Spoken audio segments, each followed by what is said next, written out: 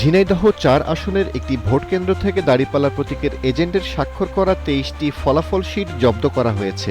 ১১ ফেব্রুয়ারি বুধবার রাত ৮টার দিকে কালীগঞ্জ পৌরসভার ৫ নম্বর কেন্দ্র সলিমুন্নেসা মাধ্যমিক বালিকা বিদ্যালয় কেন্দ্র থেকে এসব ফলাফল শিট জব্দ করা হয়। এই কেন্দ্র থেকে প্রিজাইডিং অফিসার হিসেবে দায়িত্ব পালন করছেন জনস্বাস্থ্য প্রকৌশল অধিদপ্তরের সহকারী প্রকৌশলী জেসমিন আরা।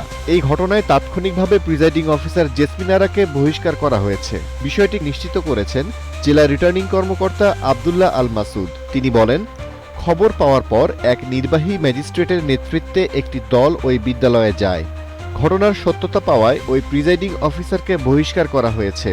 নতুন করে ওই কেন্দ্রে শহীদ নূর আলী কলেজের প্রভাষক শামসুজ্জামান খানকে প্রিজাইডিং অফিসারের দায়িত্ব দেওয়া হয়েছে।